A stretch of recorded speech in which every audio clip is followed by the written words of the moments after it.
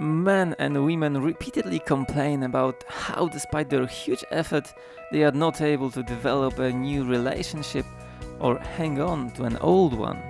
They don't understand why this happens. Today I will talk about a factor that is the cause of all these misfortunes. A factor that is very unintuitive and works on the contrary of logic. But if you look at it more closely, you'll see that the mechanisms that work in male-female relations are actually very predictable. Let's begin with saying that our attractiveness depends on 5 basic factors, which are the way you look, your personality, communication skills, your lifestyle, and in the case of men, what resources you have, how much money you own, and how high your social status is. If this 5 factor corresponds to a given person, then you become a potential partner. This is the beginning of a game of being a challenge, and this is the most important factor of all. In order to be a challenge for another person, you must stay a little mysterious and build slight uncertainty regarding your feelings for the other person. This is why you can't play all your cards right away. For example, after a successful first date, don't schedule a second one right away. Give the girl or guy time to think about the impression that they may have left you with. Let them feel doubtful that you may not call. This will make you a challenge. The most important is the rule of elasticity. This means don't show the other person more interest than they are showing you. Of course, you can make the first move, but if the other side's reaction will not be suitable enough, then distance yourself appropriately. The fundamental thing is to not make mistakes. And all of the mistakes consist of showing too much interest. This is why you should avoid the following: buying flowers, chocolates, and any other gifts until you are in an official relationship. Do not confess love or talk about your future together until you are certain that the other person feels the same way. Don't sacrifice too much for the other person. Don't get mad when the person you are seeing shows little interest.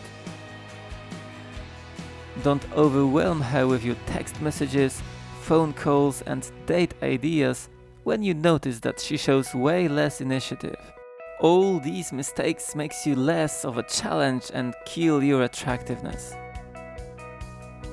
When you notice that the person you are seeing doesn't show as much interest as they used to, there is a possibility that you showed too much of your own feelings. In order to fix this, you yourself must show less interest in the person. There are a couple methods to do so. The easiest is a lack of any communication with that person. If you were always the one to call, write, and propose meetings, then give yourself a break and wait for the other person to contact you. Even when it means waiting a couple days without hearing a word from them. You can also show a lack of interest by quickly ending conversation once the other person contacts you. For example, when they call, be the one to finish the conversation after a couple minutes. End the conversation after 1 or 2 messages. When they propose a meeting, say that you'd love to, but don't have time at the moment. Another way of showing a lack of interest is during a meeting by, for example, not initiating any physical contact at all. You can also give hints in your behavior and the things you say that you have distanced yourself a little. The next way of becoming a challenge is through using their jealousy to show that you have other options to choose from. This can have very strong effects, so you need to be careful. When you go overboard or when the person realizes that you're doing this on purpose, it can have the opposite of the intended effect. Remember to carefully dose the lack of interest and not go overboard. Constantly observe the other person's reactions. Sometimes it is also good to mix signs of interest and lack of interest. By distancing yourself, you can't give the impression that you are mad or offended. Especially when at distance, you have to be nice and polite.